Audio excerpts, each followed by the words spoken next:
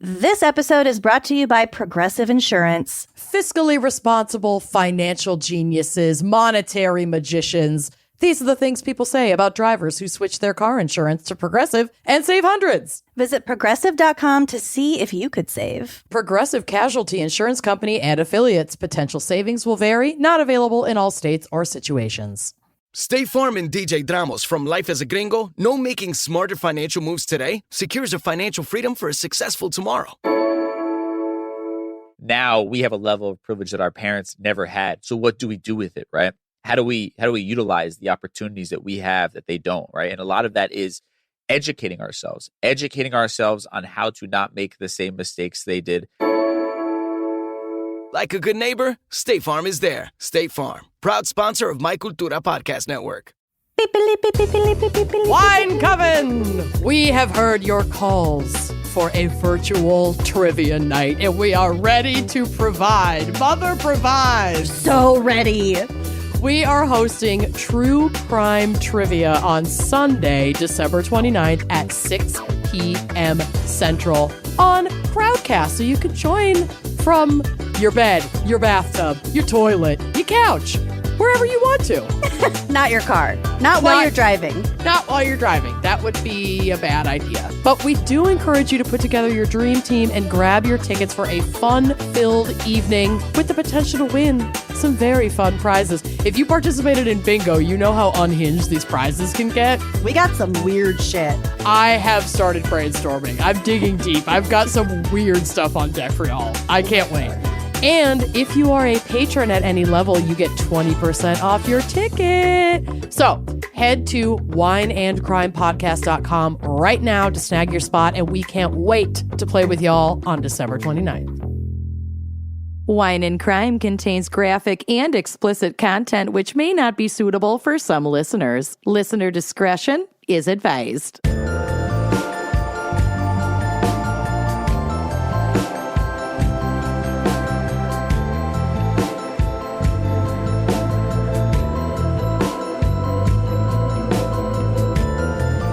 You are listening to Wine and Crime, the podcast where two friends chug wine, chat true crime, and unleash their worst Minnesotan accents. You darn tootin'. Darn tootin'. I'm Lucy. I am Amanda. And today, as this episode comes out, is Thanksgiving. So I have a fun little headband. Oh, God. It's from the dollar spot. Because this is, what's it called? Post-capitalistic hellscape. Just clinging to every thread of serotonin you can grab. Like little drumstick headband. Just, yeah, whatever gets you through, you know? This is For fucking prise you from your depressive slump. This is our first recording post-election. I'm recovering from COVID. My wallet was stolen in Rome. We're all just recovering as best we can. If you don't laugh, you die, right? Why not both? Oh my God. I will say that I am grateful that the black curtain of anguish and disappointment and terror that descended post-election didn't quite drop for like 5 days later because we were in Italy. Mm-hmm. Like I was able to... It was delayed. It was like a delayed pill capsule. Yeah, I feel like I got 5 days of more of joy. Of disassociative joy. Yeah. Mm-hmm. And pasta. Yeah, the pasta was helpful. Yeah. It was very helpful. I hope that everyone today can also eat all of their emotions in the form of a Thanksgiving feast. Whatever gets you through. Whatever or gets weed. you through. Yeah. And, you know, if you're more like me and don't celebrate Thanksgiving, then I hope that you have joy today in quiet, you know, reflection and reverence. Maybe a fun headband. It's what it's. Maybe a fun headband. Maybe listening to this episode and paying reparations to indigenous communities. Whatever floats your boat. Hey. Yeah. Float your boat. Floats your Mayflower. Whatever, oh, God. Fuck the Mayflower. Whatever sinks your Mayflower. Yep. If only. Okay, so obviously the little Thanksgiving themed, and I thought it would be fun to cover bird crimes. What is more fitting? What is more fitting?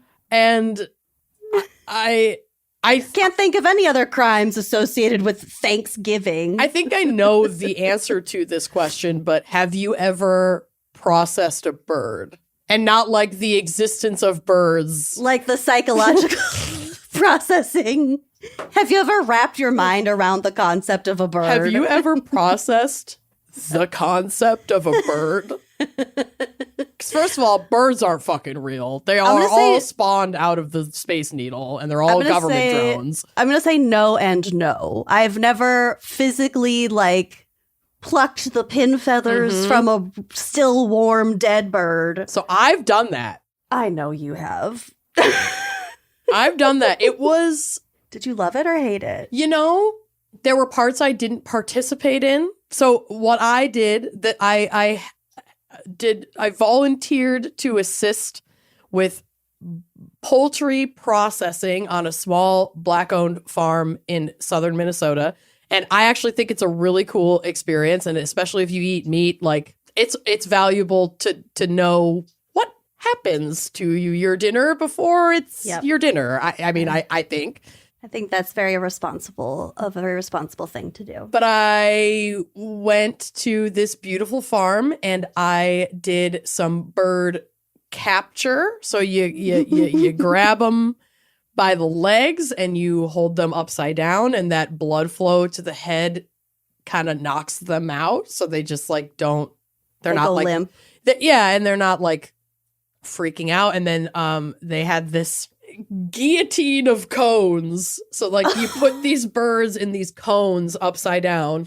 Like a gallows. Yeah, and their heads pop out the bottom, and then the part I did not participate in was putting them in the cones and securing them and then cutting their heads off with the knife. I didn't do that part. I watched it, but I didn't do it. And they truly do kick those legs for a while after their head is cut off. Why is that? I'm going to look that up. I should have looked that up. Some neurological response. They must not have the same kind of complex connection that our brainstem and has with the rest, the functionality of the rest of our body. I don't know. It must just send fucking messages, fire messages. Okay. So this is what happened. Okay. They have larger than normal eye sockets, which allows the brain to move higher up into the skull after their neck is cut. Also, their nervous system and their spinal cord is still intact even if their head is cut off. Okay, so maybe they're maybe that portion of their body is lower. It also triggers nerve endings in the neck, which sends a burst of electricity down the nerves to the muscles. That's why they There you go. Wow. So when that part is done and you keep the farm dogs away from the bucket of severed heads, because those farm dogs love to get their maws on a chicken head. That's disgusting. Yeah. And these dogs were white, pure white. So I'm pushing these dogs away from this bloody bucket. No one can talk about not being able to process the concept of a bird. No one will be able to process this. We can't have this.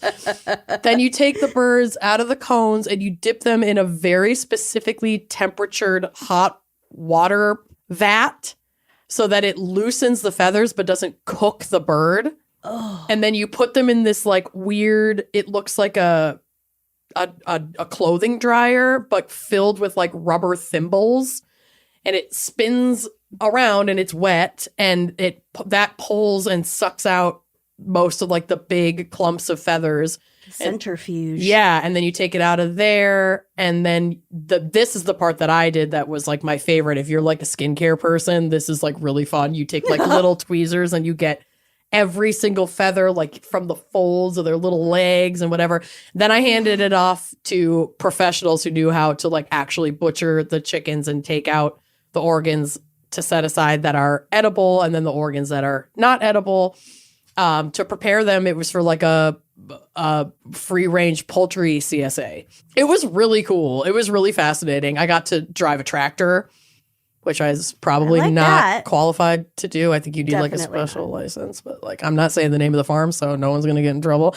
And I looked fucking awesome driving that tractor and did a really good job. You did do a good job. Yep. And I'm gonna take my headband off now because I feel a little bit bad, weird about it. Yeah. No. Well, there you go. There you go.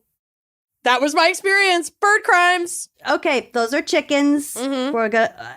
Okay. Yep. Yeah. I'm glad that you were honest with your diet and your association to I still eat chicken. Meat processing.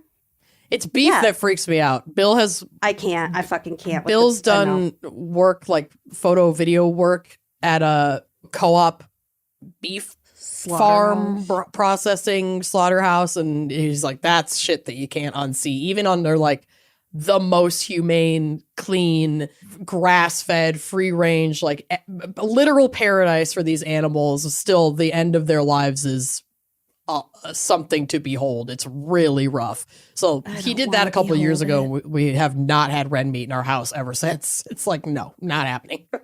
That makes sense. That makes sense. Yeah. So much blood. June and I watched Babe last night. Oh, the original or Pig in the City? Oh, the original. Oh. Mm-hmm. If I had words to stop, I always cry when that. For you, I always cry at that part, and I give you a morning, golden and true. Bum, bum, bum, bum. And then he jigs. Oh, that movie's so good. Look, goosebumps. I know. Baram you. Baram you. To your sheep, your fleece, your clan be true. Sheep be true. Sheep be true. Baram you. Oh, I love Babe. Hey, guess what? What? I watched Gladiator last night. So did I. That was my second movie. You know what? Very MAGA-y in retrospect. It was a lot better when I was like 14. Mm-hmm. You really gave me hell for not seeing it, and then I watched it and I was like, this? I was just shocked that you hadn't seen it in its heyday. Are you not entertained? You evidently were not entertained. I was, it was fine. That was Joaquin Phoenix's like big breakout role. I mean, Russell Crowe's little Caesar haircut, very cute.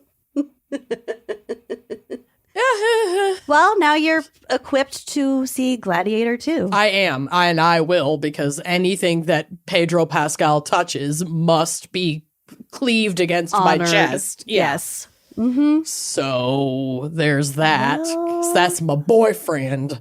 Now that we have our weekend plans, shall we get into bird crimes with bird crimes and start off with our wine segment? Amanda, what are we drinking today for bird crimes? Yeah, well, I'm not drinking because COVID.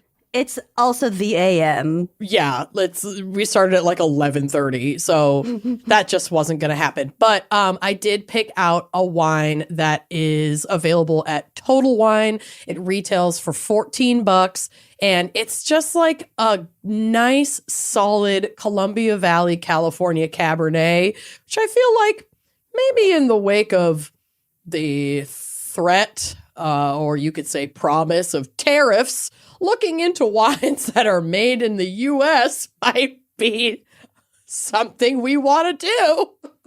Yeah. Because it could get real expensive if you want anything from outside of the country. Yep. I'm fine. So I found Birdsong Hill Cabernet Sauvignon, Columbia Valley. Beautiful. Again, you can get this bad boy right at your local Total Wine. It is a classic California cab. You're going to get that like more... Oh, sorry. This is Columbia Valley, Washington. This is not California, but similar viticultural area.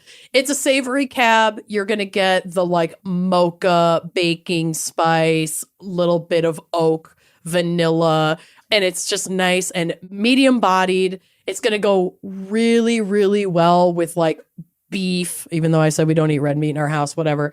Hard cheeses, lamb, like those nice, savory, kind of bold meats. It's 13.8% ABV. You are going to want to get yourself a wine key, and I would recommend procuring one on our online store, wineandcrimepodcast.bigcartel.com, because she is a popper. Again, yeah, you're going to have a lot of kind of bold flavors, a lot of like warm, not sweet, I'd say. It's a dry, balanced, pretty clean finish, but like it's an oak aged cab. So you are going to get a little more of that like nutty, peppery, vanilla spice out of this. So it's like a great holiday wine as well. This could be a really fun one to mull on the stove and like, oh yeah, add some cinnamon, add some clove. Yep. Add some orange slices. Yeah. So it's a pretty versatile, solid, Columbia Valley Cabernet. $14. It's gonna get the job done. And if you drink it, let me know how it is, because I still can't taste or smell very well, but I'm getting there. So I'm drinking, in reality, Waterloo Peach Sparkling Water. Are you sipping on anything this early in the day or not really? In reality, got my Caribou. I got a dark hot chocolate. Yum. With oat milk.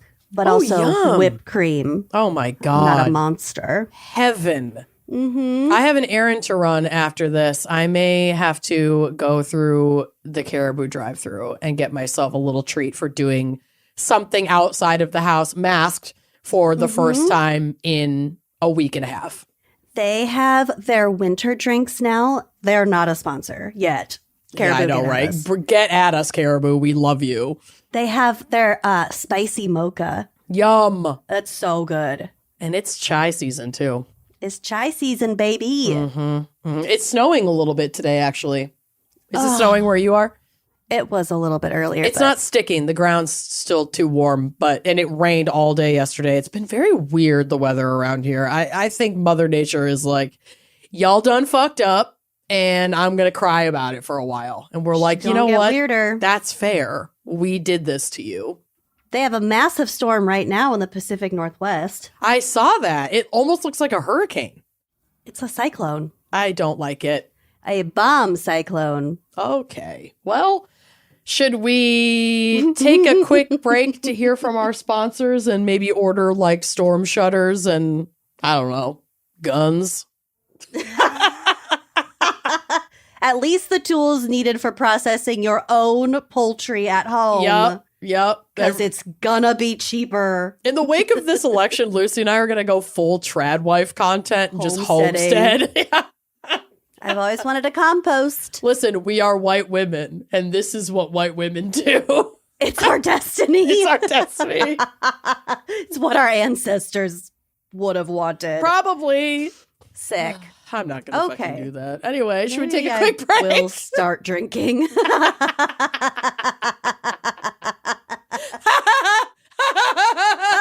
If you don't laugh and drink, you die. Right? Okay. We'll be right back. We'll be right back. This episode is brought to you by Progressive Insurance. Fiscally responsible financial geniuses, monetary magicians. These are the things people say about drivers who switch their car insurance to Progressive and save hundreds. Visit progressive.com to see if you could save. Progressive Casualty Insurance Company and affiliates. Potential savings will vary. Not available in all states or situations. This year, I am thankful for Honey Love because there is nothing worse than suffering from an uncomfortable bra or shapewear. And Honey Love has truly revolutionized the bra and shapewear game. So comfortable. So comfortable. You can say goodbye to uncomfortable underwire and like thick, bulky fabrics that don't breathe. Can't. Honey Love's bras feature supportive bonding that eliminates the need for underwire without sacrificing lift. Your babies are going to look real good. Real good. It's made with super soft fabric. You're going to immediately feel and see the difference. And it's like cute. So cute. But beyond their bras, their shapewear is incredibly comfortable. You do not need a second person to help you put them on or take them off. Mm-hmm. It's really, really like smoothing. And it also it has this X shape in it. So it really knows like where to kind of compress and where to just emphasize, baby. Mm-hmm. So I have their V-neck bra. Mm-hmm. And you know that I have issues with my two drastically different boob sizes. I do. Which makes most bras like bulge at least somewhere. Something's coming out somewhere. But their V-neck bra, and honestly, all of their bras that I've tried are so smoothing. Mm-hmm. I don't have the booby bubbles under there. No bubbles. No bubbles. So give yourself the gift of comfort. Plus, from now until December 4th only, Honey Love is giving up to 60% off site-wide. It is their biggest sale of the year. Visit honeylove.com/wine to shop their sale and let them know we sent you when the survey asks. Treat yourself to the best bras and shapewear on the market and save up to 60% off site-wide at honeylove.com/wine. Until December 4th only. Inventory is limited and the sale ends soon, so don't miss their best deals of the year. After you purchase, they'll ask you where you heard about them. Please support our show and tell them we sent you. Elevate your comfort, elevate your style. Thanks to Honey Love. Shout out to Claritin for supporting this episode and providing us with samples. Mm-hmm. I got real itchy eyes for the first time ever this year. I never used to be an allergy sufferer, and now I'm in the club.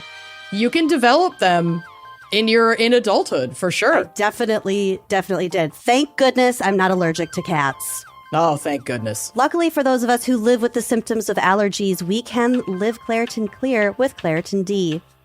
Designed for serious allergy sufferers, Claritin D has 2 powerful ingredients in just one pill that relieve your allergy symptoms and decongest your nose so you can breathe better. This double action combination of prescription strength allergy medicine and the best decongestant available relieves sneezing, a runny nose, itchy and watery eyes, an itchy nose and throat, and sinus congestion and pressure with ease. I am also more of an adult development allergy sufferer. I feel like I started noticing my symptoms after 25, and I will have allergies come and go all year round, especially if I'm traveling to like different climates that I'm not used to. I'm telling you, Claritin D is like the number one thing that I'm putting in my travel kit, because you just never know when they're going to strike, and you can take it's so easy with that one pill that relieves all of those symptoms. This is the best thing to have in your arsenal. So if you're ready to live as if you don't have allergies, it's time to live Claritin Clear. Fast and powerful relief is just a quick trip away. Find Claritin D at the pharmacy counter.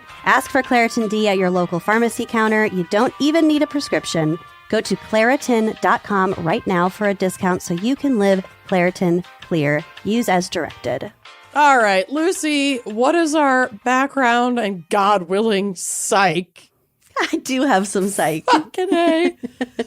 For bird crimes. Okay.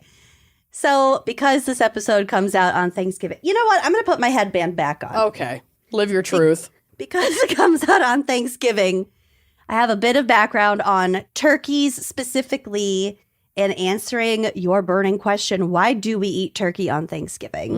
Okay. There are a few different reasons, and marketing, of course, is one of them because this is America. It always is. The only reason we have like Santa in a red suit is because of Coca-Cola.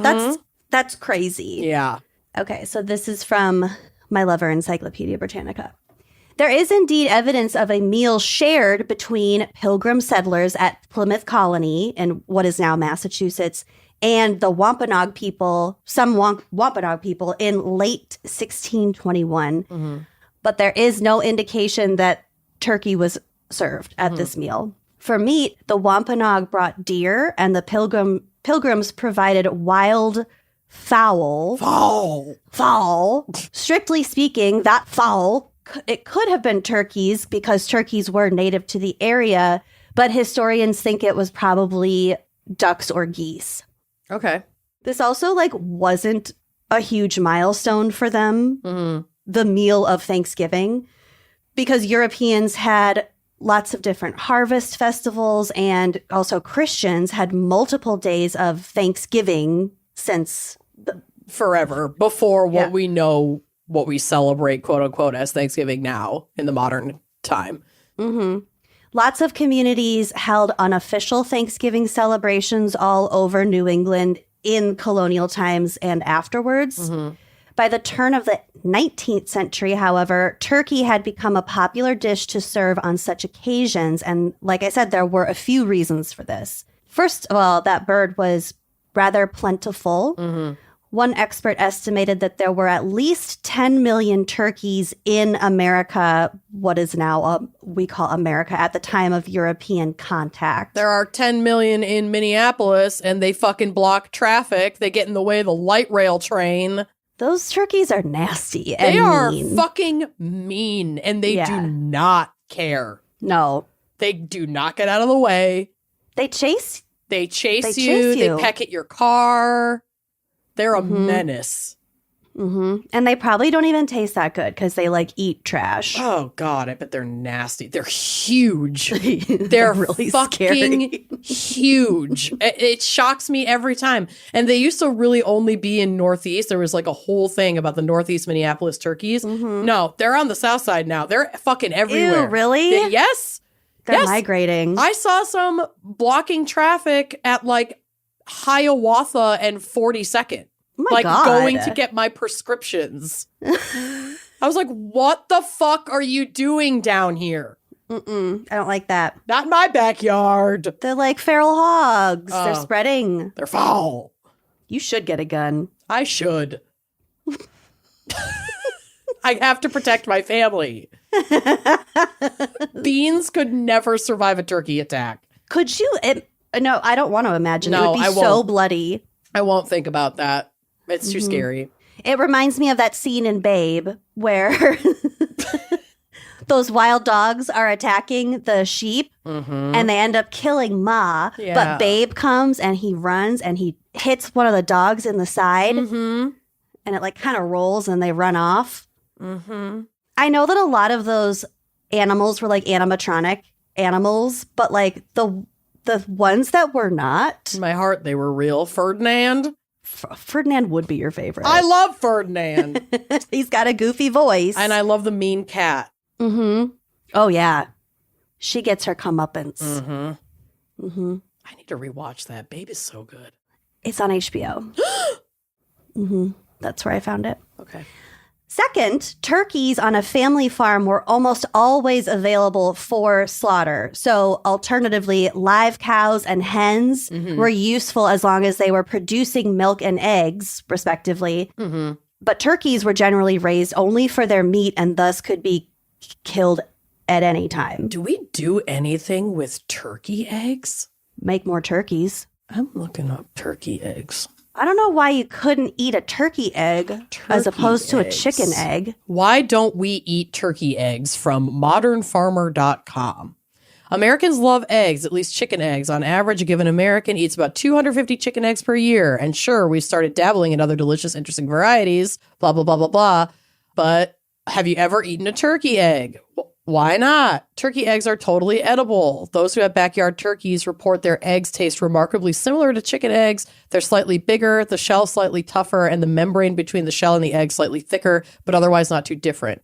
The U.S. produced more than 233 million turkeys in 2015. According to the USDA, turkey is the fourth most popular meat in the country, behind only chicken, beef, and pork. There are plenty of turkeys around, so what's the deal? Why are turkey eggs so scarce? Marketing. Answer turns out to be a wide combination of factors, all of which together add up to turkey producers pretty much deciding not to bother entering the egg market.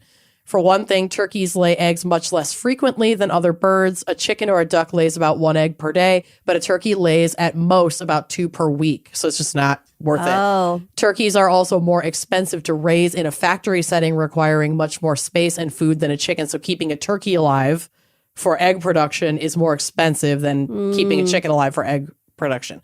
Even worse, turkeys are slow to start laying. Turkeys have a longer life cycle, so they need to get to about 7 months before they're able to produce laying eggs. Chickens only have to reach about 5 months. It may not seem like much, but given that turkeys are also more expensive to house and feed, those extra few months can be costly. All right. Well, thanks, Goog. It's economical. Yeah, that actually makes sense. Does make sense. I'd never thought about that before. Me either. Because in like fancy restaurants, sometimes you got a quail egg. Totally. Yeah. Never seen a turkey egg on a menu in my life. Not a one. That gives you something to think about. It really does. So our third reason is that a single turkey, it was usually big enough to feed an entire family. That makes sense. Bigger than chickens, more expensive to keep than chickens. Gonna kill one turkey, feed a whole family. Yeah. Some people have credited Charles Dickens' A Christmas Carol, ever heard of it? That was published in 1843, with bolstering the idea of turkey as a holiday meal because this big feast with the turkey is described in A Christmas Carol. But another writer named Sarah Josepha Hale played an arguably more important role. In her 1827 novel Northwood, she devoted an entire chapter to a description of a New England Thanksgiving with a roasted turkey, quote, placed at the head of the table. At about the same time, she also began campaigning to establish Thanksgiving as a national holiday in the United States, which she believed would help unify the country as it teetered towards civil war. So both of these things happened in the first half of the 19th century. And then, obviously, we had the Civil War. Her efforts finally paid off in 1863 with a presidential proclamation by Abraham Lincoln. Ever heard of him? Ever heard of him? Also in 1941, which was 1841, thank you, which was right between the Charles Dickens and the other one. A collection of pilgrim writings was reprinted, and it mentions, quote, a great store of wild turkeys in Plymouth that first fall of 1621. And all of a sudden, like, what amounts to propaganda, published material insinuating that there are plentiful turkeys. This is what everyone eats on Thanksgiving. All of a sudden, school children are learning about the pilgrims and the turkeys, and here we are. And the Native Americans. More propaganda. More turkey propaganda. Everything about American history is propaganda. 1,000% correct. Like, it's exhausting. If you don't laugh, you die. And not even history. Present day. Yeah. Did you hear who he picked for some other fucking thing? I mean, Linda McMahon. I'm still reeling from Matt Gaetz and Tulsi Gabbard. And again, to everyone listening, this is before when you're listening to it. Yeah, I mean, But every day single fucking day is a fresh new hell that we knew would be coming. Linda McMahon. You can't make He this shit should have up. just gotten Ed McMahon from the WWE. It's his fucking wife. I know. Why not just have She's Ed just do as it? bad. I can't. Okay. Are you not entertained? Is it worth it? Let me work it. Oh, gotta put Flip this that thing, down, flip it, and reverse it. So now I want to tell you a little bit about dinosaurs. Thank God. Always looking for an excuse to talk about dinosaurs. Well, that's what turkeys are. I know. Yeah. Well, kind of. We'll get to it. I've seen them. They're dinosaurs. According to Scientific American, modern birds descended from a group of two-legged dinosaurs known as theropods. And theropods were very wide-ranging. It includes things from the T-Rex and also like the smaller velociraptors that just spring around on those two legs. Love velociraptors. Clever girls. Clever girls.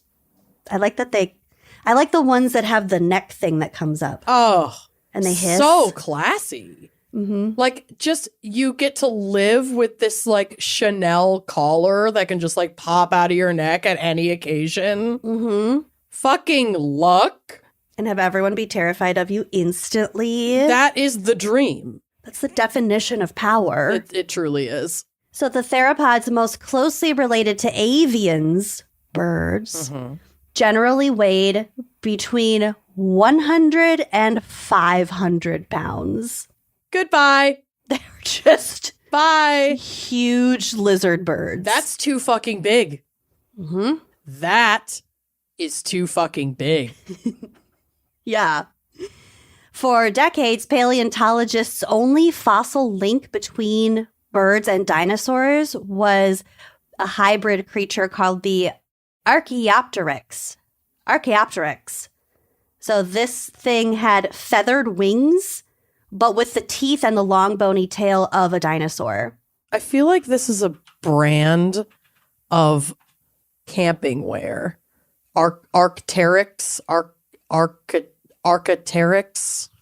Is it? Did you Google it? I'm Googling it right now, but it's only giving me this animal facts. So that's pretty cool.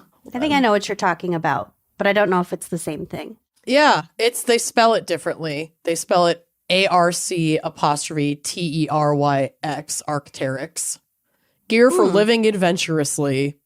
But it's based, I know, because I've seen this picture of like the skeleton that's like curved and looks like a fucking bird.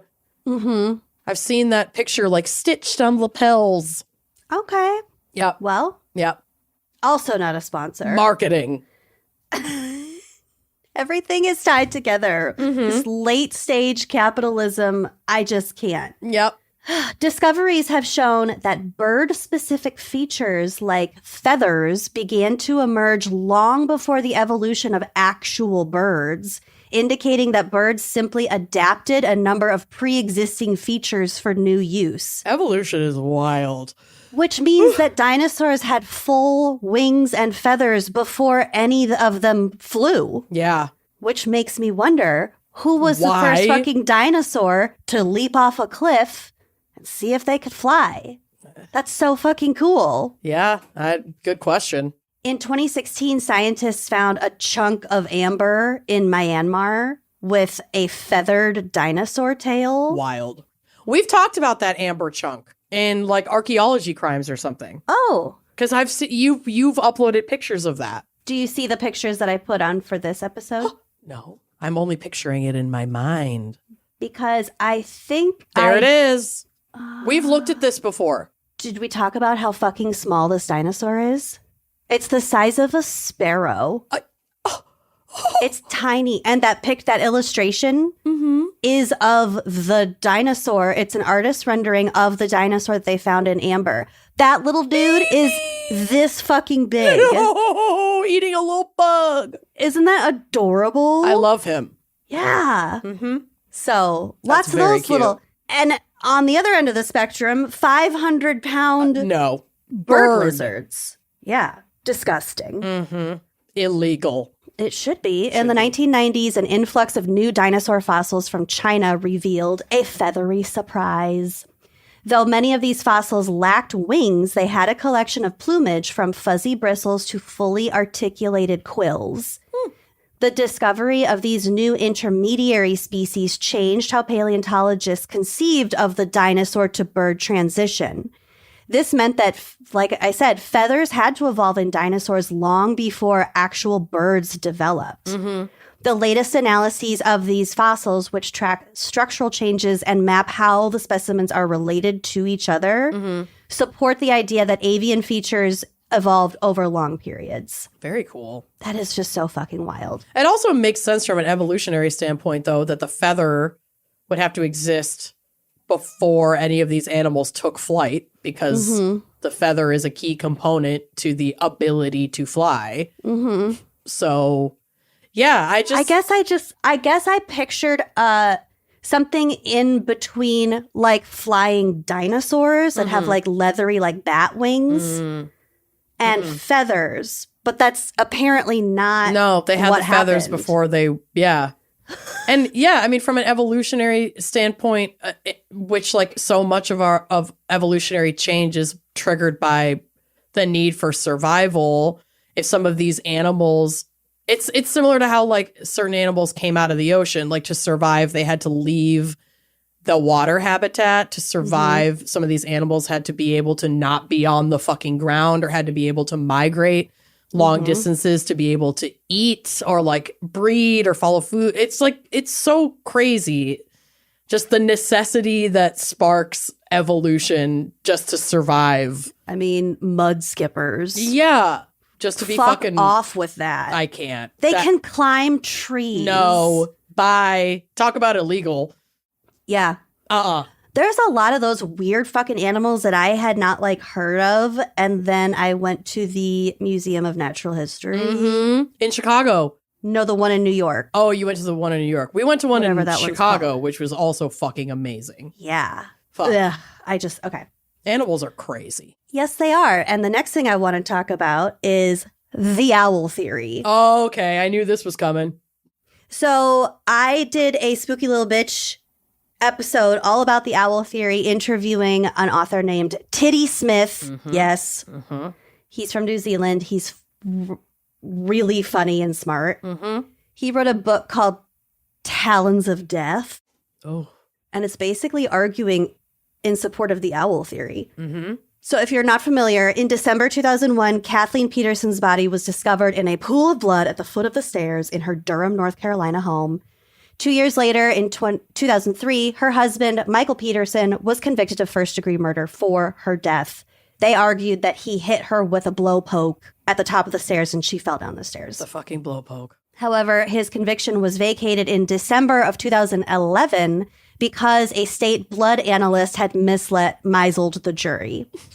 In February 2017, a 73-year-old Michael Peterson accepted an Alford plea for voluntary manslaughter. So this allowed him to, quote unquote, plead guilty to get out of prison, but still maintain his innocence, which he does. In 2008, Larry Pollard, who was the next door neighbor of the Petersons at the time of her murder and also a prosecutor, he posted videos on YouTube about his theory that a barred owl actually killed Kathleen Peterson and not her husband, Michael. The bird is common in North Carolina, and they have a history of dive bombing on people's heads. Pollard suggested Kathleen walked into the house while Michael was in the backyard, lounging by the pool, having a cigar. On her way inside, a barred owl attacked her, causing a head injury, and or the owl somehow got into the house and, in a panic, attacked her. Whatever injury she sustained caused her to fall down the stairs rather than being pushed. And then Michael was outside by the pool, didn't hear the commotion, which caused his delay in finding her and calling the cops because it was like an hour or something. Yeah. A reexamination of the evidence in 2009 actually backed up this idea. Kathleen was found to have had a microscopic feather and a sliver of wood from a tree limb. So it was like a raw piece of bark. Yeah, bark. So basically, when they found her, she had pulled out full clumps of her own hair, like by the root. She had clumps of her own hair in her hand. Oof. So that's suspicious. If she had been pushed down the stairs, even if she had been in a physical confrontation with another person, that's weird. Wasn't there like poop, like bird poop too? Yeah, there was. Yeah. So That like wasn't investigated. So there was blood all over the stairs.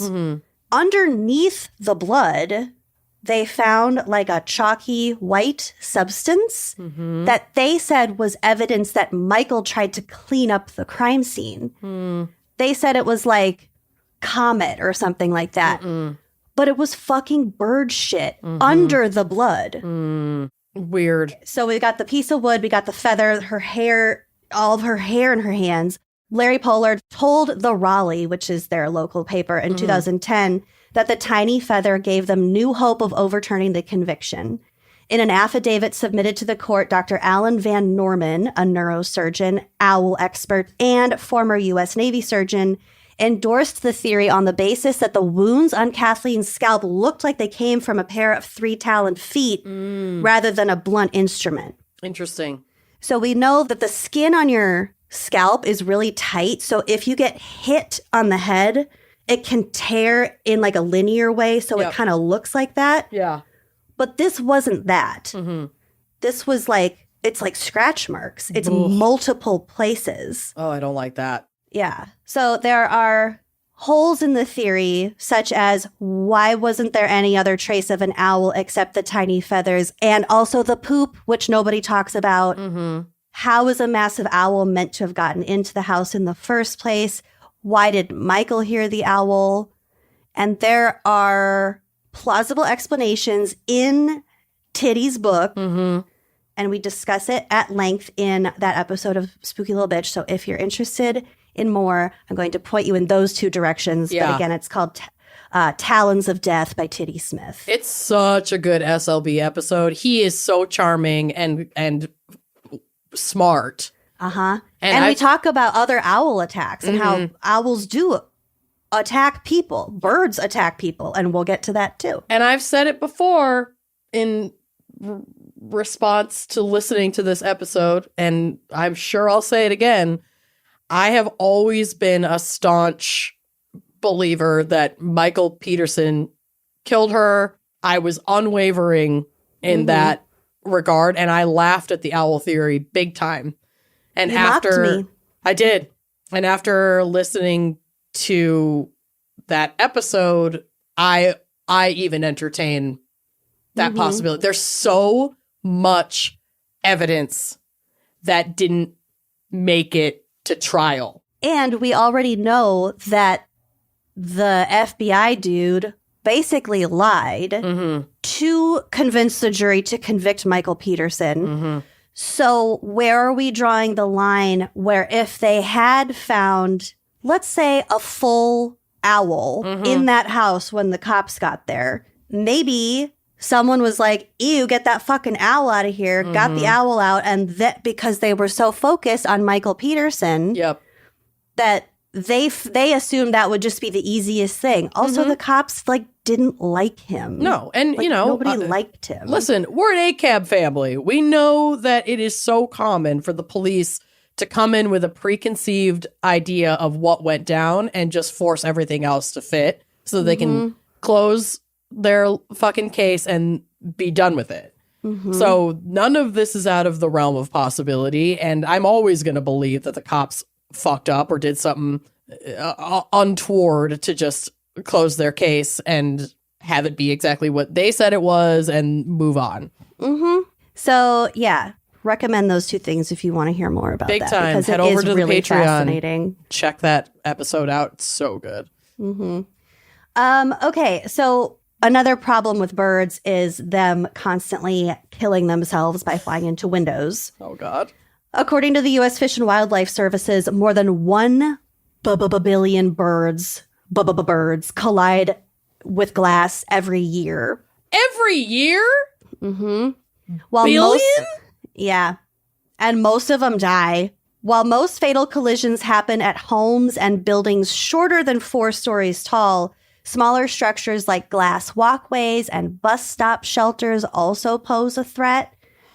Because the birds, they don't see the glass and the reflection the same way that we do. If they see the reflection, it's of clouds and leaves and stuff, more sky. Things that are in the environment. Yeah, but they don't. They can't understand the concept of a clear, hard surface. Birds can also collide with windows when they are attracted to landscaping outside of the window. Like if you've got shrubs around your window or if your lights are on inside, some birds are attracted to it. Sadly, while many birds that collide with windows may seem just stunned at first, most of them die later from traumatic injuries. Oh, dear. Yeah. So that's sad. Ooh. Billion. A billion. That's mind-blowing. We talked about carrier pigeons. I don't remember which episode it was, but pigeons during World War I and II were outfitted with tiny cameras so they could just fly over enemy territory and take a bunch of pictures and then return to their little nest where they will have the cameras removed. They can fly in basically any weather. Also, radio communication was often unreliable during both world wars, but the troops could count on the pigeons. Of the hundreds of thousands of carrier pigeons sent through enemy fire, 95% completed their missions. Damn. Which brings us to a particular pigeon, which I know we've talked about, Cherami. Do you remember cher ami? I vaguely remember this name. It's French for like dear friend. Mm-hmm. Cher. Oh.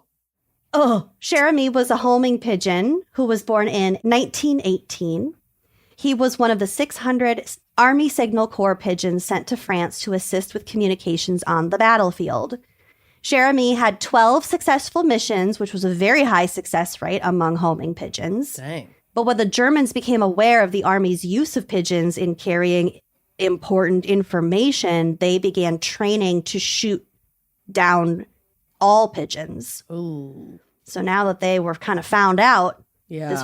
this became a lot more dangerous. Enemy number one. Cher ami had his most dangerous mission during the Meuse-Argonne offensive in 1918.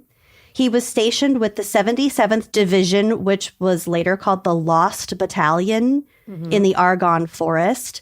So basically, they found I think there were like 150 troops in this battalion. Mm-hmm. They were cut off from the rest of the Americans, from the rest of the Allies. They were in the middle of the woods. They're behind German lines. Mm-hmm. Their allies don't know that they're back there. So like everyone's shooting at them, including the Americans. And since they were out of reach of a radio signal, only a homing pigeon, cher ami, he was their final hope, their only choice. Save us, cher ami.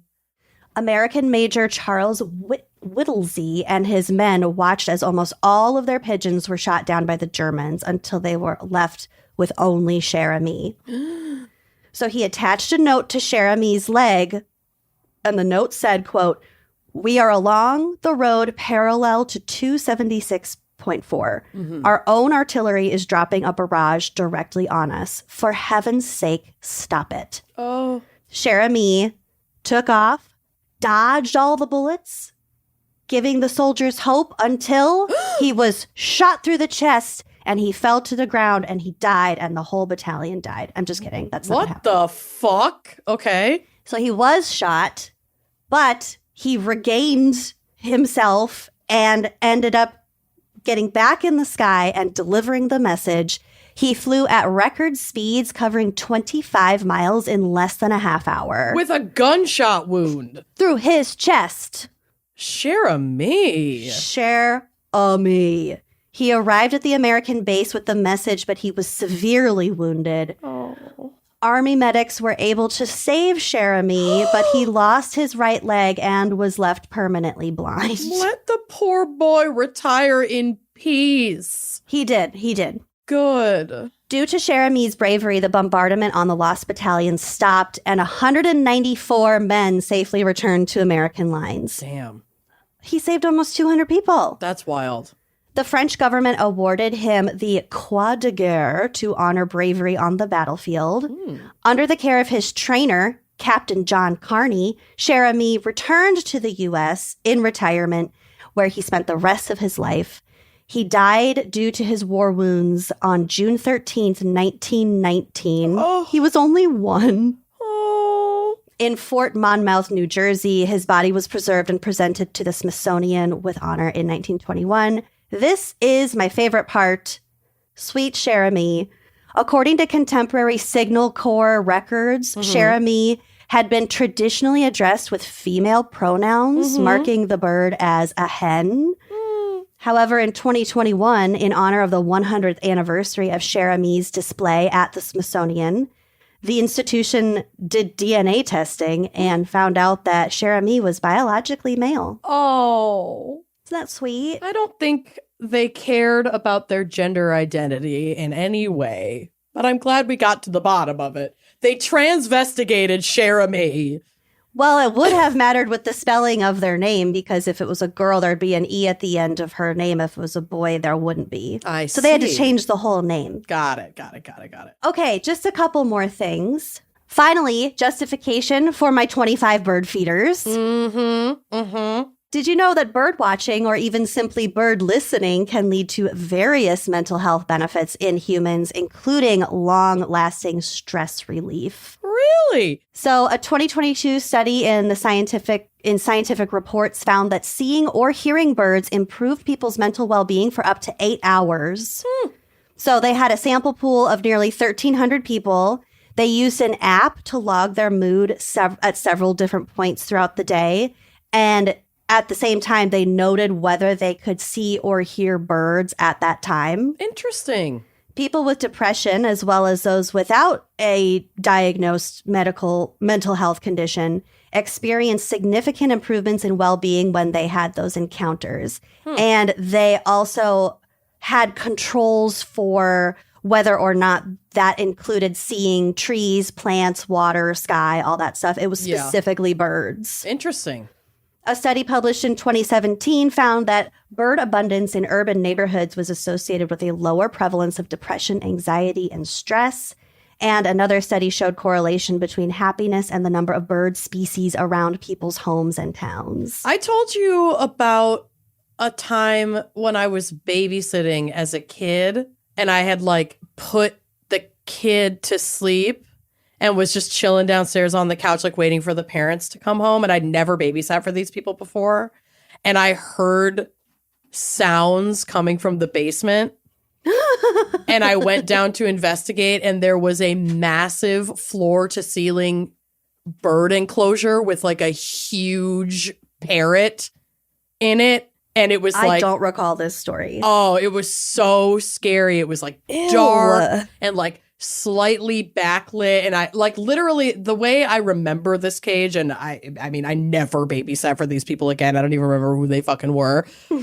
So this could be a total like traumatic restructuring of my memory. But the way I remember it was like going down into the basement, and a far end of the basement had been converted into a cage. Like it was just like bars. Oh my God. And then like a window to the outside. Sounds not like some open. Travis chimp crazy. Yeah. And so there was like a little bit of light from like street lights like coming through this window. Ew. And so this massive bird that in my memory was like the size of me was backlit in this behind these bars with like shit hung from the ceiling, and it's like squealing, and either they told me and I didn't remember that there was a bird down there, which like that's very possible. It's possible, but and I do have holes in my memory. There, like that's also an ADHD thing that I do shit and then have no recollection of doing it, or hear shit and have no recollection of hearing it. But I feel like I'd remember that like, oh, by the way, if you hear anything coming from the basement, it's our giant bird. What if it was like a harpy eagle? It may as fucking well have been. I feel like. Are you familiar? Yes. Okay. I think that's my worst. It's one of the scariest birds. It's one of the scariest animals in the fucking world. That thing is crazy looking. Also, I think bats and birds are the scariest animal to encounter when you don't expect it. Mm-hmm. I've had bats not in my current house, but I've had bats in my old apartment. It's really they're it's unpredictable, scary. And they could just come from fucking nowhere. Anywhere. I was like watching bat. Dawson's Creek on my couch. Ew. And then saw this black mass fly through my living room. And I like ran down the hallway to my bedroom and went to close the door. And it was like, I saw it flying through the hallway toward my door. It was like Batman. Yeah, no. No, that was called my boyfriend at the time. It was like, you're going to come deal with this because I know what I'm not doing. There's an actual demon in my house. I'm not leaving this room. So the last time I had a bat, I was home by myself and I got rid of it by myself. And I was really proud of myself. I'm impressed. Yeah. I mean, put on gloves, wear them out, cover them in a towel, take them outside, put them in a tree. That's really like the best way to do it. But it's a lot easier said than done because they've got bursts of energy and they fly fast. Well, I got it in a room, in the room that is now June's room. And I shut the door and I just went to bed. And I put a towel under the door so it couldn't climb out. And I was like, I'm dealing with this tomorrow because it's going to be a lot less active during the day. Mm-hmm. So the next morning, I got a colander and a bath towel. And really quietly, he was hanging on the back of the door. Oh. And I just gently put the colander over and gently scooped the towel and brought him outside. And he flew away. Mm-hmm. It's like, God.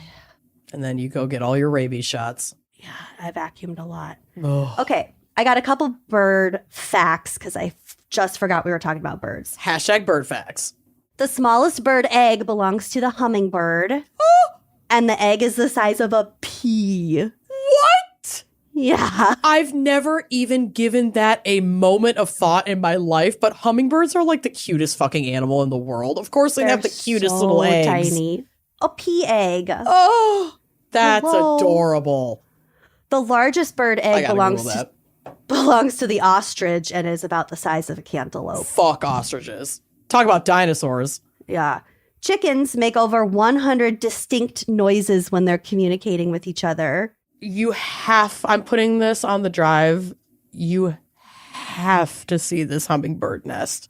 And there's like a lady's hand for scale. Oh my God. It's it looks like something I would buy to put on a wreath from Marshall's or Michael's. Oh my God, it does look like a little doll. It looks like a doll. Like the miniatures. Yes, I cannot. There's one next to a dime. They're teeny. I see the dime one. The I'm adding dime that. is the size of the nest. This is amazing. And it's from a website called How to Enjoy Hummingbirds. Oh my God, they're so cute. That little dinosaur wasn't much bigger. No, baby. The first bird domesticated by humans was the goose. Mm-hmm. Kiwi birds are blind, so they hunt by smell. Weird.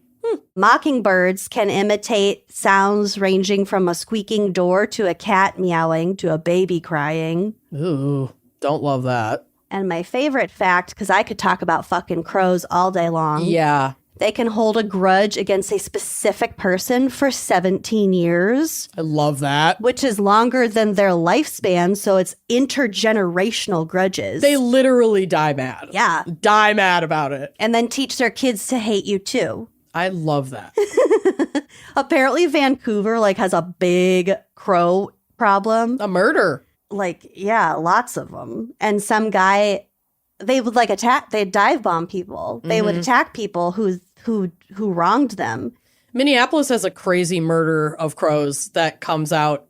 There's all these locally famous photos of them. They're in they hover around kind of the Franklin area of South Minneapolis. Mm-hmm. And they took over this park. And there's crazy pictures of the Minneapolis murder of crows. Oh my God, I love that. Murderapolis. Murderapolis.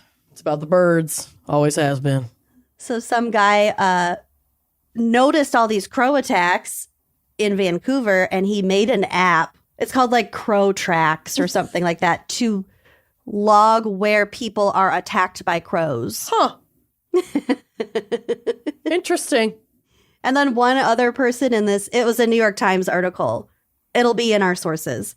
This woman, she had long blonde hair and she went jogging frequently with her hair in a ponytail. Mm-hmm. And she would always get attacked by crows. Were they attracted to the swinging ponytail? Well, then she spoke with another woman who also had long blonde hair and a ponytail and a couple of other women.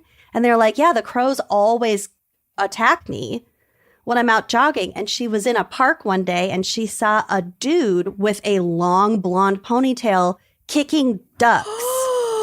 They hate the guy and they were mistaking her with the guy. And they also hated the guy on behalf of the ducks. Crows are fucking amazing. I know. I got goosebumps again. Holy shit. I need to re-listen to the crow episode of Ologies. Oh, Corvid Thanatology. Sure. The crow funerals. Oh, I can't. I can. And will. So speaking of birds having grudges on behalf of others, here's a short little case for us. This is where I'll wrap up my segment. Mm-hmm. On Christmas Eve 2001, a pet white-crested cockatoo named Bird Clever. Okay. was a fucking hero. So basically, Bird belonged to a man named Kevin Butler. Mm-hmm. Another man named Daniel Torres broke into Kevin Butler's home and started stabbing Kevin in the chest and abdomen and cut his throat. Oh, God. Bird is flying at Daniel, trying to get him to stop attacking his owner. These birds bond hardcore in some cases. Especially, this is a cockatoo. I feel Cockatoos. like those parroty birds are Yeah, really... parrots. Like, I was on TikTok the other day and found this live of a young disabled man who has a very bonded pet parrot. Mhm. And it was so, I watched his feed for like an hour of just hit this bird interacting with this man. It was one of the most incredible things I'd ever seen. I was like, what the fuck is happening on my phone right now? The bird was like pruning and grooming him and like rubbing against his face. It was like the second you saw, I wrote like, wow, that bird loves you so much. And he responded talking about how he's had him for like 17 years. Like they grew up together. They can live like the full human lifespan basically. And sometimes these birds will have to be put in people's wills, like tortoises do, to be passed down. He's like, he's very bonded to me. Like at this point, basically that bird couldn't live without this person. It was, and I have my feelings about that too with animals, you know, like it feels kind of wrong, but it's really fascinating to witness. So this doesn't surprise me that this bird would like go in the defense of his bonded caretaker. A lot of birds are incredibly intelligent. Dogs do that? It's not just the crows that have the memory stuff. I mean, obviously, it would all be a spectrum. And some birds are fucking stupid. You're sure. But Sure. Okay, back to Bird. Bird was killed trying to protect his owner from the attacker. Bird pecked the killer on the head during the attack, like all over his head. And this happened in the Dallas suburb of Pleasant Grove. Torres then wiped the blood away off of his head and then touched a light switch, leaving his DNA at the crime scene. Good bird. Bird's attack was the only reason That he was caught? That's actually not true, but I would love to believe that. His DNA was also found on 2 knives used in the attack because, you know, when you're stabbing someone, you're always going to cut yourself. But yeah, Bird attacking him caused his own blood from his head to be on that light switch. Wow. Bird sacrificed himself for his owner that day and was also found stabbed to death at the crime scene. His leg got cut off. Oh my God. Torres said in a confession that he had stabbed Bird with a fork after it had pecked him all over the head. In February 2003, Torres was convicted of murder and sentenced to life in prison. Oh, so Kevin didn't make it. Oh, no. Kevin was stabbed to death. Oh, Kevin and Bird are resting in eternity together. I know. Oh, that's so sad. Why am I getting emotional? Oh my God. In February of 2003, Torres was convicted of murder and sentenced to life in prison, yes. While defense lawyer Philip Linder told the Dallas Morning newspaper that he did not think Bird played a major part in the jury's decision, the prosecutor felt otherwise. So this prosecuting attorney, George West, said Bird's bravery had been key to the trial. So in his closing remarks to the jurors, he said, quote, "This bird spoke. He spoke to us. We know this bird will attack anybody who is attacking his owner. And who did he attack? Daniel Torres." Ooh, I have chills. I know! This For the bird 90th spoke. time. This bird spoke. Wow. Isn't that amazing? That is amazing. That is Man, amazing. There was a lot more fodder for bird crimes than I think you gave me credit for. Listen, you did good, and I'm proud of you. Thanks. I know too. we've also covered, I think it was on a GAC, actually. There was an altercation between a married couple and a bird was a witness and gave one of them up. Yeah, because wasn't talking. he Freddie, stop hitting me. Yeah. Whatever Called that him out. was. Called out by his pet bird. Yeah. Listen, every time we discuss birds, I have a fleeting moment where I'm like, do I need a bird? And then I remember my moment of horror when I was babysitting, and I'm like, nah, I don't need a fucking bird. I do not need a bird. I have beans. Would she attack someone in my defense? Absolutely not. But we are very tightly bonded, so I'll take it. I think it would be better for you if you had bird feeders for your kitties to watch and also just started making friends with the crows in your community. Mm-hmm. There's a Instagram that I follow where this guy feeds his crows different things and like makes different I don't know how to explain it. He makes different like challenges for the birds to like get the things. Or he'll puzzle set out boxes and things like that. They can solve all that shit. Or he'll set out like really weird stuff to see like do the crows prefer shrimp cocktail or peanut butter? Oh my God. And then they'll bring him shit. I want this person to take care of me. Yeah. Put out peanut butter and shrimp cocktail for me, and I'll show you which one I like better. Both. Yeah, I like both. I like both a lot. I really like peanut butter. Well, good job. Some shrimp cocktail, though. Thanks. I learned a lot. That was a lot. It was a lot. Covered a lot. Let's take another quick break to hear a word from our sponsors and get to my case this week. Let's do it. All right. This episode is brought to you by Progressive Insurance. Fiscally responsible financial geniuses, monetary magicians. These are the things people say about drivers who switch their car insurance to Progressive and save hundreds. Visit progressive.com to see if you could save. Progressive Casualty Insurance Company and affiliates. Potential savings will vary. Not available in all states or situations. This Christmas, I fret no more because I know exactly what to get, frankly, myself and the gamer homies in my life. This is a gift that they will love that also gives me some time to do what I love. The Turtle Beach Gen 3 Stealth 700 headset is the perfect win-win. Okay, these bad boys have crystal clear audio, maximum comfort, my favorite, an 80-hour battery. I know that when I strap on these headphones and start digging into my games, I am not going to be bothered for hours because I literally cannot even hear my husband calling me from the other room. He's going to have to come in and tap my shoulder while I'm deep in video gaming because these headphones are that good. So don't gift something that will end up in the back of the closet or lost under the couch. Turtle Beach has been the #1 choice for gaming headsets for years. So give them a gift that they'll actually love this year. Whether you're treating yourself, hi, me, or looking for that perfect gift, now is the time to snag the headset that everyone is talking about.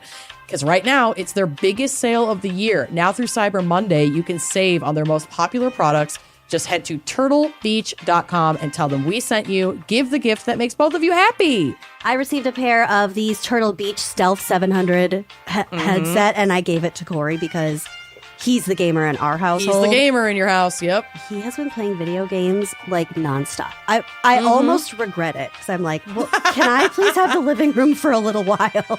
He loves them. He loves them. And I overheard him talking to his brother over the headset. And he was like, this new headset is awesome. Yeah, it's amazing. The audio is so clear. And yeah, they're like hardcore, but they truly are very comfortable. I mean, the other day when I was playing, I was wearing them for like 3.5 hours and did not feel like pinched or suffocated. I love them. Get the ultimate immersive gaming experience with Turtle Beach today. For a limited time only, head to turtlebeach.com to get access to their site-wide holiday sale. After you purchase, they'll ask where you heard about them. Please support our show and tell them we sent you. Save big and don't delay. Happy holidays from Turtle Beach. This holiday season, give him the gift of confidence with the Performance Package 5.0 Ultra by Manscaped. So whether this is for your partner, a sibling, a friend who could just use a grooming upgrade, this all-in-one set has everything that this person needs to look and feel their best. From staying fresh to keeping sharp, it is the perfect way to show you care because everyone deserves to feel a little more polished this winter, especially people with beards and nose hair and balls. Testicles on the outside. Oh, I don't know how y'all do it. Make their holiday one to remember with the ultimate grooming experience. Gift him the Weed Whacker 2.0 to tame those rogue hairs and the Lawnmower 5.0 Ultra to keep everything else in check. Not only will he feel great, but he might just be the best looking one at the table this year and finally impress your family. Indeed. Have him join the over 11 million happy customers worldwide who trust Manscaped, and get ready for kickoff by heading over to manscaped.com. Use the code GALS for 20% off and free shipping. Trust us, you will be drafting the real MVP of grooming this season. Oh, yeah. Bill is a Manscaped man, and let me tell you. He's a hairy boy. He is a hairy boy, and he is enjoying the comforts with, less fear of carnage below the waist, because that's a sensitive spot. It's a sensitive spot for all of us. The all-in-one grooming kit is awesome. The Performance Package 5.0 Ultra is the ultimate holiday helper, taking care of everything from below-the-waist maintenance to taming those rogue nose and ear hairs. Don't neglect your nose and ears, y'all. Think of it as the seasonal survival kit. You're keeping clean, confident, and ready to dominate cuffing season and all the festive gatherings ahead. We've got the Lawnmower 5.0 Ultra Groin and Body Hair Trimmer. This is the star of the holiday grooming lineup. The Lawnmower 5.0 Ultra delivers precise, smooth trimming every time. It's reliable, efficient, and ready to perform, whether you're prepping for holiday date night, an office party, or just staying fresh for, the family. The Weed Whacker 2.0 Ear and Nose Hair Trimmer. This is often forgotten, but this is a must. The last thing anyone needs during the holidays is an unexpected nose or ear hair making a surprise appearance in the holiday photo, okay? The Weed Whacker 2.0 is here to handle those details like a pro, making sure you stay neat and polished for every holiday event. No awkward moments in sight. And, if you got balls, let's talk ball aftercare. After a close shave, you want to give those precious ornaments some much-needed TLC. So the Crop Smoother Ball Aftershave Lotion and Crop Preserver Anti-Chafing Ball Deodorant will keep you fresh, comfortable, and ready to slay all day, especially if you're someone like my husband who is a videographer. He's working on his feet all day, lugging all this heavy equipment. It can get sweaty and chafy down there. Get the Crop Preserver. There's also free gifts included. The Performance Package 5.0 Ultra doesn't just stop at grooming essentials. It also comes with 2 holiday bonuses. The Boxers 2.0 Midnight Bravo, which are so comfortable and soft and amazing. And the Shed 2.0 Toiletry Bag. These premium extras make sure they're always ready to jingle and mingle, whether at home or on the go. Get 20% off and free shipping with code GALS at manscaped.com. That's 20% off and free shipping with the code GALS at manscaped.com. Stay on top of your grooming game and be ready for anything the season throws your way. Are you ready for my case? Yeah, I guess. Well, that's not true. No person dies, but... Okay. Okay. So, Stanislavas Hujevakis, Yep. who goes by Stas, a Ukrainian veterinarian, became involved in a significant wildlife smuggling operation that trafficked rare and exotic birds from regions like South America and Asia into Europe. And this was pretty prevalent in 2015 to 2018. Just bird smuggling or this Bird specific smuggling. operation? This specific operation, Okay. obviously I don't know if this person, no, I know Stas is not still active, but the person he was working for is still active. I'm not sure. I have to imagine he is. Wildlife smuggling is... It's a big problem. a huge problem. Yeah. Ugh. So in 2017, 2 years after graduating from the National University of Life and Environmental Sciences of Ukraine, Stas responded to a job advertisement seeking veterinarians to do work with exotic animals. Quote, they said they were breeders and they have a shop with rare animals, he recalled. The facility, which heavy quotes, run by an elusive man who went by Konstantin, turned out to be a windowless basement under a shopping center in Kyiv.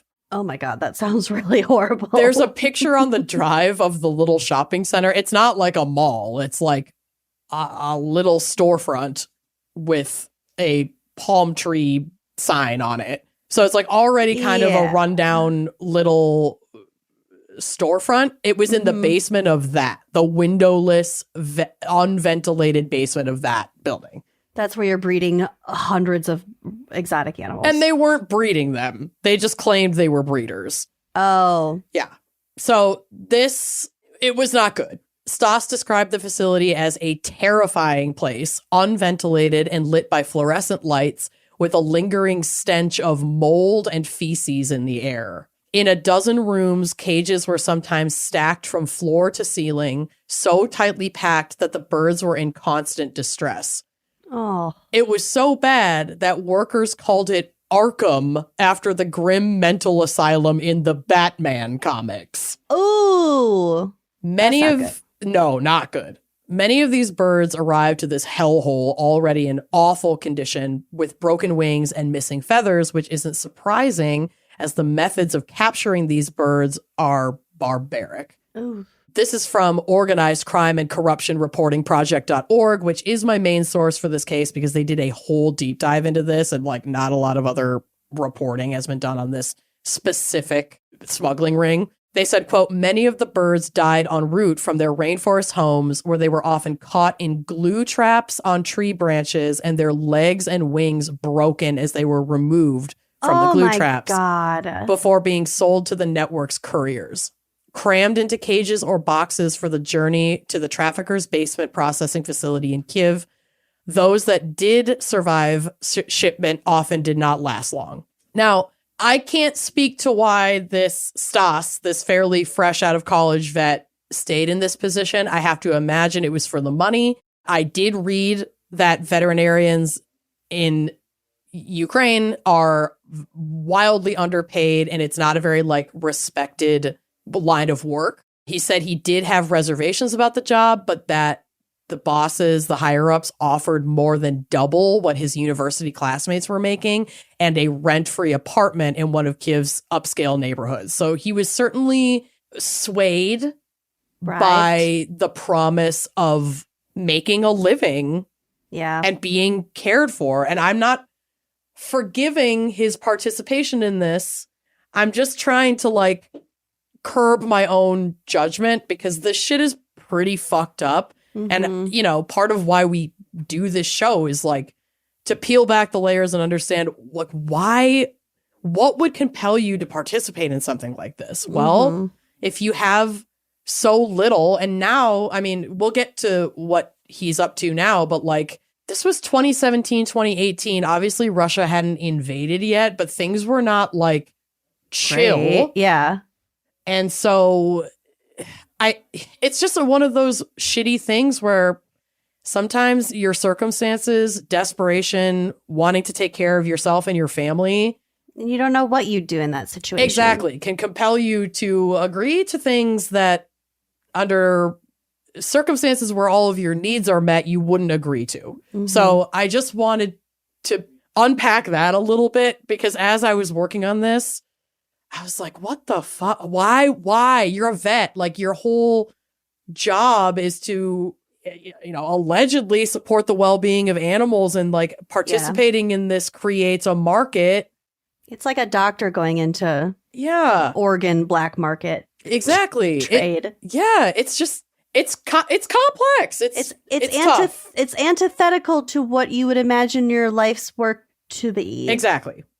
So initially, Stoss focused on improving the birds' living conditions and health. However, as he became more involved, he transitioned to the role of a courier, transporting birds across European borders to wealthy buyers. Each delivery reportedly earned the smuggling group approximately 50,000 euro, with some transactions reaching up to 140,000 euro. So they must keep these birds in somewhat decent condition, the ones that survive. We'll get to it. Oh, okay. The birds, including species like birds of paradise and palm cockatoos, were sold to private collectors and conservation centers, fetching prices between 20 euro and 30 euro, or 20,000 euro and 30,000 euro per bird. Stoss would take home about 2,000 euro per transfer. Although his earnings per trip were significant compared to the average income in Ukraine, they were only a small fraction of the overall profits made by the smuggling ring. His role as a courier, combined with his expertise as a veterinarian, made him a valuable but relatively low-paid participant in the operation. I really feel like he was the perfect person to respond to this ad. He's a fairly young and green veterinarian trying to build a life for himself and support his family. He would certainly be vulnerable to the promise of money, an apartment, the opportunity to work with these rare animals. And again, not saying that I would do it, but like I keep saying, I'm trying to catch my own judgments against this guy as I try to wrap my head around how you could devote your education to helping animals and then wind up doing this shit. The money certainly was the main factor in compelling him to stay. He told OCCRP, that corruption program, that smugglers got paid well enough to overlook the conditions of the animals. Quote, because the profit margin on trafficked birds was so high, with some of the most sought after specimens, they could make money even if just 1 or 2 birds survived a trip. So he may be currying 7 birds to a potential buyer. They only need 1 to survive. 1 or 2 survive. He's still making $2,000, no matter what. So yeah, Also, if one of their clients, one of their buyers, or some of their buyers are like conservation type agencies, we'll kind of get to that too. But I'm saying that could have played a role in him convincing himself that what he's doing isn't that terrible. Sure, but I think, and like I said, we'll kind of get to conservation is also in heavy quotes because isn't it always? Yeah, but I mean, at least how things at this time were structured, wealthy people can kind of slap conservation or zoo or refuge or rescue or whatever on their private collections to get some tax breaks and get some workarounds. They're collectors. Yeah. Like, these aren't legitimate conservationists. These aren't legitimate zoos. And if Stas didn't know that, I think he did, because he has direct interaction with these people. His boss certainly does know that. So, it's like, yeah, you could tell yourself that you're bringing these birds to a conservation, but you're not, and you fucking know it. So Stas really sang like a canary. See what I did there? To OCCRP, going into the details of the business and how relatively simple it was to set up and carry out the smuggling of these animals. He said, quote, this business really does not require anything. You need some connection with customs and a little money, a few €1,000, and that's all. You have the startup capital for this. If you are unscrupulous, you can just go to Indonesia, buy that palm cockatoo for $500 and sell it in Europe for $16,000. It will pay off like 34 times for 1 bird. And if you bring 10 birds, this is a very simple way to easily and quickly make a lot of money, astronomical money. According to OCCRP's report, traffickers like Stas are aided by the lack of border controls inside the 26-country Schengen zone, as well as a lack of attention to enforcement. In this new role as a courier, Stas said he smuggled more than 1,000 rare birds across Europe with ease. The fact that he was a dual citizen who also held a Lithuanian passport made it especially simple for him. Because like routes he could take through Lithuania that were even less, monitored were easy because he had a passport. He said the smugglers' favored method was bribing train conductors in Kyiv to lock the birds in compartments and smuggle them into the EU. Then he would pick them up at major train stations in cities like Budapest, from where he could drive anywhere within that Schengen zone without fearing inspections. Wow. On his first, because it was like, you already bribed the people that would have been holding you accountable in terms of customs by bribing the train. And then once you're there, they're not checking. Yeah. On his first assignment in September of 2017, he picked up 4 birds of paradise in Kosice, Slovakia, loaded them into a rental car with an EU license plate and crossed the continent before taking the Channel Tunnel to the UK. The continent, I know. Jesus. I mean, Europe is so small. It's like, we forget that the United States is fucking massive.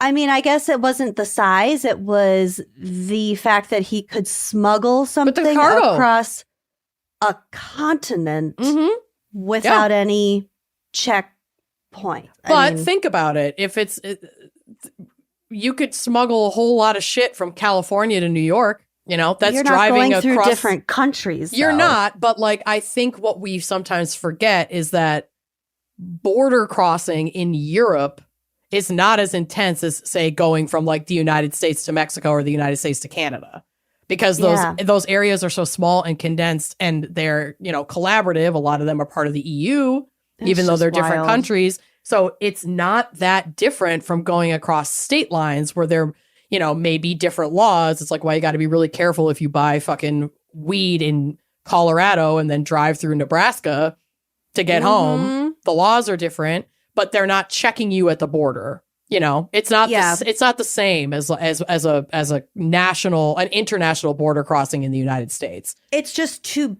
bad that these people could get away with 1,000% these horrible things. 1,000%. And where like the main checkpoint would have been was getting into the EU in the first place, and they bribed the train conductors. Yeah. So there you go. Anyway, so across the continent before taking the Channel Tunnel to the UK. Most of the time, they're just waving you straight through, said Alan Roberts, investigative support officer with the UK National Wildlife Crime Unit. Some 60,000 people use that Channel Tunnel every day.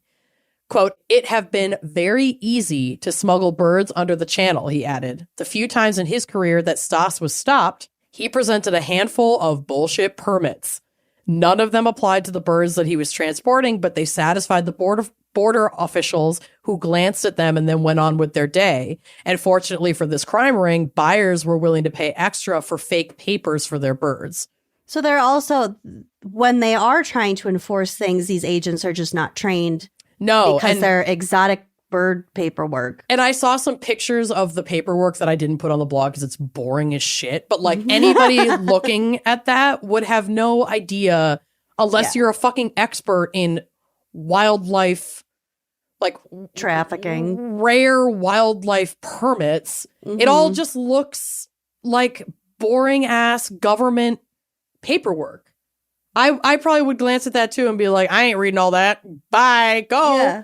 Congrats on your pretty birds. Yeah, there's 60,000 fucking people coming through here on any given day. Cool, you have a permit. Great, bye.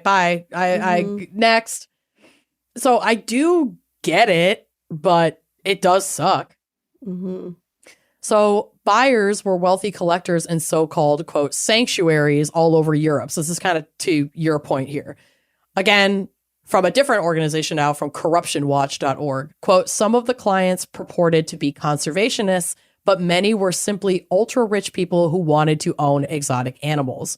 Even today, such possession is a symbol of status, no matter how costly it might get. It can sometimes become an obsession, though the animal is rarely the one that benefits. On social media, rare and beautiful animals are as share-worthy as Bugattis, designer luggage, and luxury yachts. Some rare animal aficionados register their collections as zoos, which comes with tax breaks and easier access to rare CITES-listed species. Excuse me, CITES is like an animal trafficking and endangered species list in the UK. The OOCRP notes, but this can often pose a danger to residents and animals in the same areas. Just in the UK, there are more than 300 licensed zoos, but most of them are private. Only about 100 belong to professional associations that require them to be regularly open to the public and have like any kind of oversight. One of these wealthy UK buyers, a Cornwall man named Todd Dalton, was a customer of Constantine and had a private zoo packed with exotic animals. One of the animals was a snow leopard who around Christmas time in 2017 was able to escape his enclosure when inclement weather washed enough earth away from a security fence that the cat could slip right under, leaving him wandering the Cornwall countryside for 6 days, attacking and killing sheep and terrifying residents. Oh my God. Yeah. Babe would have gotten him. Can you imagine? Bahram you. Ram you. Like, wow. Talk about the dark timeline of Babe. It wasn't a wolf. It was a snow leopard. Snow leopard. Oh, no. I can't. I went to a private zoo one time with my cousin. Cricket Hollow. We saw a sign for it off the highway and we were like, that looks fucked up. Let's go. Yep. It was maybe the most disturbing real life experience I've ever had, except for House on the Rock. Those two are tied for the most disturbing experiences I've ever had. Listen, I've fallen for a roadside zoo. I got to feed a giraffe. Yeah.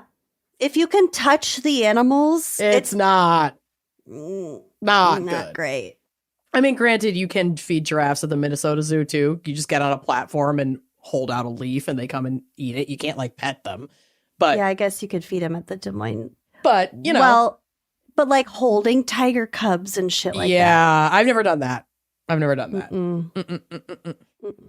Stas, in the relatively short time he worked for Constantine, made himself quite valuable by improving the conditions of the birds themselves, thus making them more attractive to buyers. He said he convinced his boss to let him install ventilation and start feeding the birds a more varied diet at that like underground facility. Survival rates improved, and within a few months, the head vet was fired and the boss put Stas in charge. Oh. Stas, despite never seeing Constantine's face, continued to serve the smuggling ring.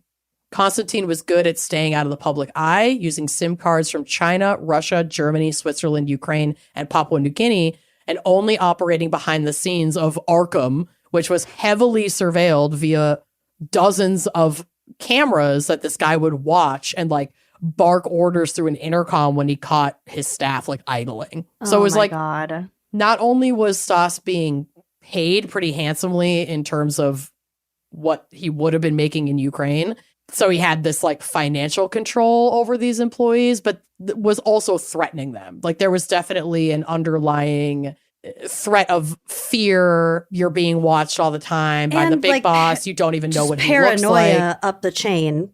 Paranoia. Constantine wanted his employees to know that he was extremely powerful. He claimed to have high-profile political connections and that he had been a major in the Ukrainian security services, which, of course, when this publication reached out, they were like, we're not responding to this. Like, I don't think he's full of shit, and they just didn't want to get involved.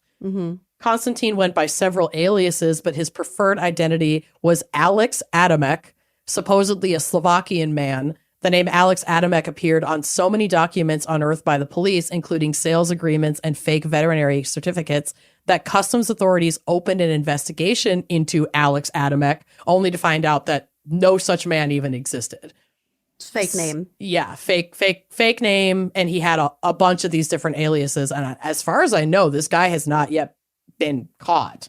That's horrifying. But so they can string together everything he's done, but they don't know. And the people who work for him, who like people like Stas, who are giving information, don't even know what he looks like and can't even say like, oh, he called from this number that has this, you know, area code or whatever, because he's buying all these different SIM cards like to dupe numbers from locations all over the world. That's smart, though. He did it right. It is smart. It's terrifying, too. Yeah, But don't let him know who you are. No, never. But Stas's career in smuggling came to an abrupt end in April of 2018 when he was apprehended in Wiener Neustadt, Austria. Wiener, W-I-E-N-E-R. Wiener Neustadt, Austria. Wiener.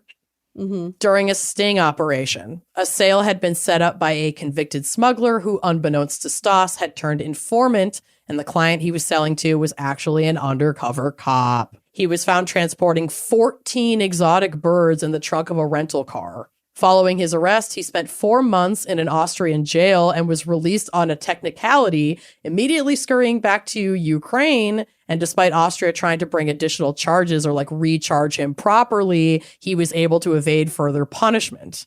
In theory, he's still wanted by Austrian authorities, but in practice, they don't have the resources to pursue him in Ukraine. So he only served 4 months and then went home. Jesus.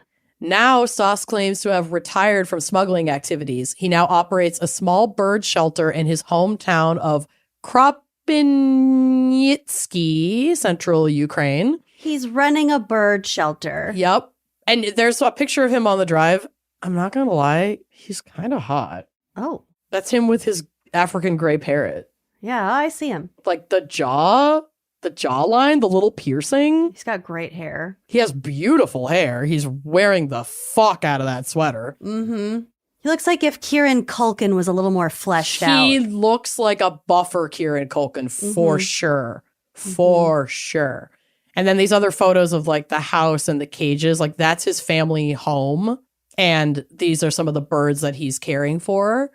So despite the challenges posed by the Russian invasion, he stays in the area to care for the birds under his supervision and has actually taken in a lot of abandoned pets as a direct result of the war and displacement of residents. Okay, there's a little bit of penitence there. Yeah, I think I truly do think he feels shitty about what he participated in. And at the end of the day, he loves these animals and like wants to help them. So this is like his way of, maybe he only served 4 months in Austrian jail, but now he's committing his life to like staying in a war-torn place to care for these animals. Yeah. His little bird shelter's current inhabitants run the gamut from protected African gray parrots, like the one that's on his shoulder, to ordinary pet budgies and cockatiels. Budgies! Left behind by Ukrainians who fled the country after the Russian invasion. There's also a stork with a broken wing that he calls Boris. Oh. Even as air raid sirens ring through his neighborhood, Stas keeps calmly feeding bananas and nuts to his birds. Oh. All of them are kept in neat aviaries behind his family home, ready to be moved to a bomb shelter within 2 minutes in case anything is to happen. So he like practices these They have drills. drills. Yeah. Wow. For the most part, though, bird owners call him for advice on how to flee with their animals. They worried that it would be hard to get them across the EU border. It wouldn't be, he reassured them. Isn't that amazing? What a punchline. Right? Right? No, girl. I got you. You're good. You're not gonna have a problem. I can hook you up with some paperwork. Here's a stack of useless nonsense papers. Flash these at those guys. You're gooch. It wouldn't be. It wouldn't be, he assured them. I loved that. I was like, bro. Oh, man. Way to fucking, but you know, I obviously don't appreciate that he participated in this, but I appreciate that he gave so much information about it. Mm-hmm. He's very open to talking about it. He's now devoted his life and risked his life, quite frankly, to stay Yeah. and care for these animals. And you know, he's hot. So like pretty privilege matters, and I'm not going to be mad at him. I'm over it. Yeah. I think the What are you going to do? kind of trying to make up for things, and again, like we've said repeatedly, we don't know what we would do in this situation. It may have been more life or death when he started these activities than we're aware of. Yeah. Well, I was watching one of the episodes of Florida Man on HBO. it's such a good show. The Toes one. I don't think I've seen the Toes one. Okay, so there's one where this guy on Craigslist needs to make some money, and he posts that like he'll do basically anything for a quick buck, and he gets like flooded with all of these obviously like deeply sexual requests, but then he finally gets one that's like, I have a fantasy that I want help with. It's not sexual, I swear.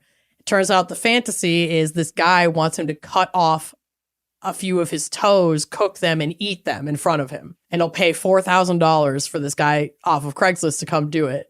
So he agrees and he goes to do it, but then the guy chickens out and won't let him do it, but then like pays him the $4,000 anyway. Oh my God, that's incredible. I know. And Bill and I are watching this, and I'm like, I think I'd have a hard time cutting the toes off, but like for $4,000, I'm tasting that toe. Like I'm cooking and tasting that toe. And If you can cook it, yeah, he wanted him to cook it. do you have to eat the whole thing? There's bone and nail in there. I would imagine you don't have to eat the whole thing. Just a little quick. Yeah, just take some bites. Like that I could convince myself to do. And Bill's like, that's so weird because I could probably cut the toes off, but could not eat them. And I was like, together, we can make that $4,000. And it just got me thinking of like, what would I do for $4,000? I've done more for What less. wouldn't you do? Right? Like, where is your limit? What's the minimum amount of money you would eat human flesh for? I mean, honestly, probably that $4,000. Depends on how much I have to eat and what part of the human it is, you know? What if it was just like bacon? You could cook it and it's kind of nondescript, it's just fat. Yeah, I'd eat that for a couple grand. Whatever. I think I'd do it for $500. Yeah, sure. I'd want to milk more out of it. I'm poor. I need the money. Yeah. But yeah. But I'm saying after negotiations. Mm-hmm. Like where's my bottom line? Where's your bottom? $1,500 to eat human bacon. For way less. Yeah. I'm largely just curious. Yeah. Mm-hmm. Is cannibalism illegal? I'm Googling it. Yeah, that would be a goog. I feel like it's a gray area. I think it is. Maybe that's... Is it a states I was thing? going to say, are we leaving this one up to the states, or how does this work? Okay, Idaho is the only U.S. state with a law that specifically prohibits cannibalism. Well, there you go. The penalty in Idaho is up to 14 years in prison. Ooh, that's a lot of prison time for cannibalism. Risky. Well, staying out of Idaho. Yeah, I Solve know that where problem. I know where I'm not going. I think that they just put that into law to protect their potato White supremacists. Oh, crop. Oh, that too, probably. That's the more real answer. it's a lot of domestic terrorists in Idaho. Mm-hmm. Mm-hmm. Well, with that, happy Thanksgiving. What would you do for $4,000? Listen to Bird Crimes? Where's your basement on this? Text us your basements. Text us your basement on cannibalism. Mhm. Enjoy your Thanksgiving feast. Oh, God. If those two things happen to intersect, please email us. Cut off those toes and send us your recipes. Yeah, I mean, it's like when you process a chicken. It's the If you're same going to exact eat thing. the toe, you should have to cut it off. You should, yeah. Remove it. It's the responsible thing. Okay. But go watch that episode of Florida Man, Florida because Man. it's really good. And I did not do it anywhere near justice with my recap. It's So an go check excellent it out. show. I'll watch that. You watch Babe. Okay. And we will see you next week. Thank you for listening. Bye-bye. Thanks for listening to Wine and Crime. Our cover art is by Danielle Sylvan. Music by Phil Young and Corey Wendell. Editing by Jonathan Camp. Our production manager is Andrea Gardner. For photos and sources, check out our blog at wineandcrimepodcast.com. You can follow us on all the socials at Wine and Crime Pod. If you have questions, answers, or recommendations to share, email us at wineandcrimepodcast@gmail.com. Episodes are available on Apple Podcasts, Spotify, wherever you get your podcasts. If you like the show, please rate, review, and subscribe on Apple Podcasts. It is the best way to spread the word. If you'd like to show your support and get access to all sorts of wine-fueled bonus content, visit our Patreon page. Cheers!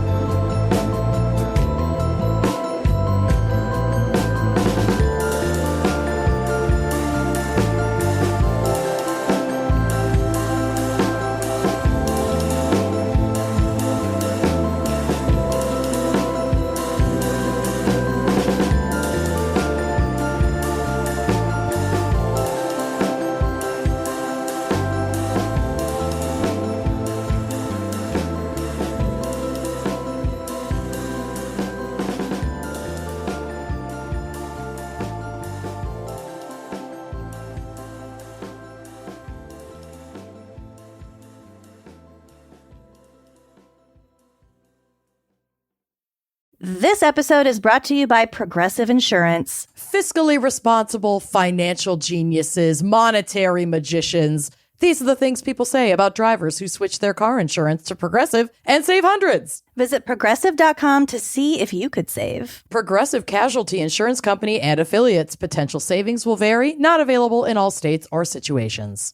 How do you feel when you switch to Geico and save on your car insurance? It's like going to work on one Thursday morning and thinking to yourself, just one more day until Friday. But then somebody in the elevator says, "Happy Friday!" Then you check your phone quickly and discover today is actually Friday. So yes, happy Friday, random stranger in the elevator. Happy Friday indeed. Yep, switching and saving with Geico feels just like that. Get more with Geico.